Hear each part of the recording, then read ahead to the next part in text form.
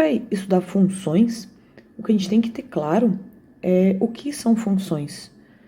De um jeito bem simples, funções é um jeito de relacionar números de uma caixa, ou seja, um conjunto, para outra caixa, ou seja, outro conjunto. Vou chamar conjunto A e B para facilitar. Elementos da primeira caixa: número 1, número 2, número 3, número 4. Tanto faz o que tiver na primeira caixa. No segundo, vamos colocar aqui outros números. Então, o que seria uma função? Um jeito de relacionar elementos de A com elementos de B. Por exemplo, o 1 no raiz de 2, o 2 no π, o 3 no 7 e o 4 também no 7. Isso é um exemplo de funções. Porém, se eu fizesse assim, sem ligar o 4 em ninguém, isso já deixa de ser uma função. Então, a gente precisa conseguir definir funções de um jeito bem direitinho, para a gente não ter problemas de quando é função e quando não é função. Com isso, o que é uma função?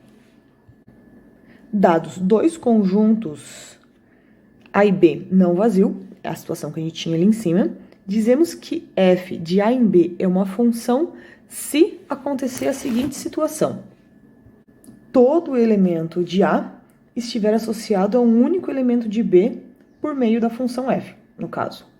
Repara que eu preciso que todo elemento de A esteja relacionado a um único elemento, certo? Por isso mesmo, o caso de antes, assim, não é uma função, porque o número 4 é um elemento de A e ele não está sendo relacionado, porém, assim, já é uma função, porque aí sim, todo elemento de A está associado a um único elemento de B.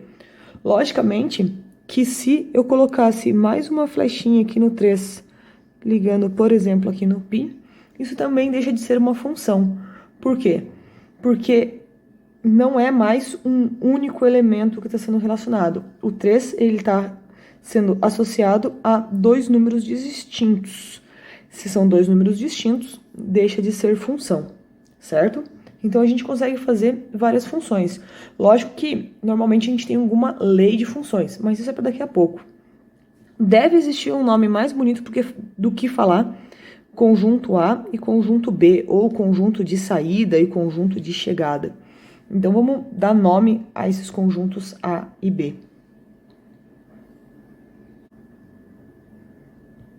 O conjunto A, o conjunto de partida, ele é chamado de domínio. É um nome bem importante que a gente não pode esquecer. E ele é muito, muito, muito importante quando está falando de funções.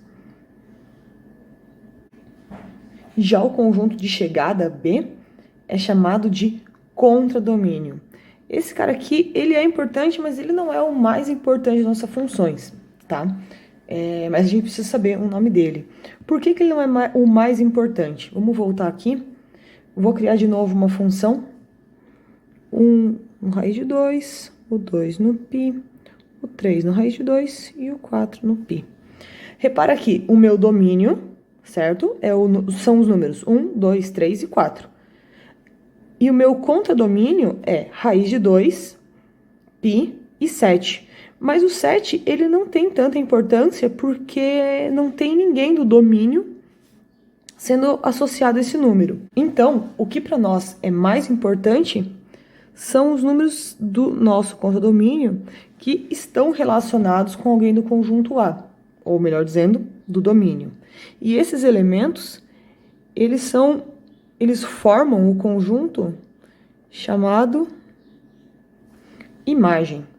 E esses caras aí realmente são importantes. Quem é a nossa imagem é uma coisa bem importante. Então, a gente tem o domínio,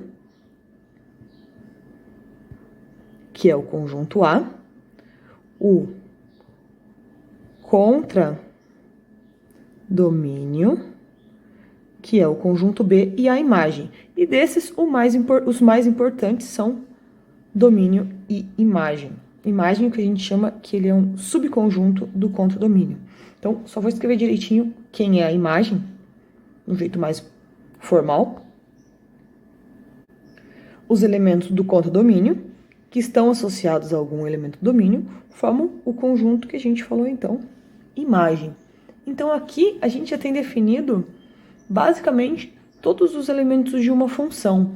Só falta dizer qual é a lei dessa função. Uma função precisa de um domínio, de um contradomínio e de uma lei. O que seria essa lei? Basicamente é como eu vou ligar um número do domínio em um número do contradomínio. A primeira coisa que a gente pode querer fazer é a notação. Qual seria a notação mais formal para uma função? Então, a notação mais completa para uma função, ela é assim: f, a, que é o nosso domínio, indo, uma flechinha, para b, que é o nosso contradomínio. E a lei dela é sempre escrita embaixo. Um elemento qualquer do domínio se relaciona a um elemento de b de alguma forma. Já começa a aparecer coisas que a gente conhece, que é o tal do f de x, certo? Normalmente, a gente não vê escrita a função desse jeito. Lembrando que aqui é domínio e esse daqui é o contradomínio.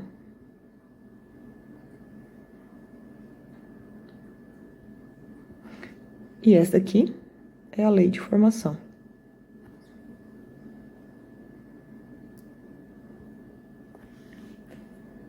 Normalmente, quando a gente está falando de funções, aparece escrito só f de x. A nossa função é f de x. Quando a gente escreve só isso, lembrem que o contradomínio não é tão importante. A imagem é um conjunto mais importante e ela não aparece na nossa notação. Em compensação, o domínio é muito importante, porque todo elemento dele tem que ter alguma imagem. Então, quando a gente escreve só f de x, fica subentendido o domínio, certo? E por que fica subentendido o domínio?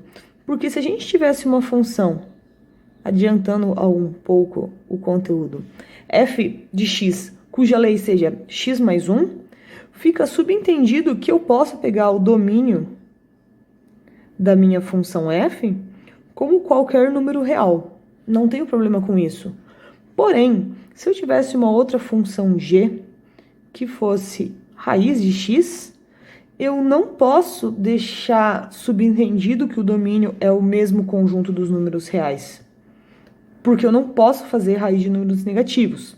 A gente está trabalhando sempre no universo dos reais. Então, nesse caso,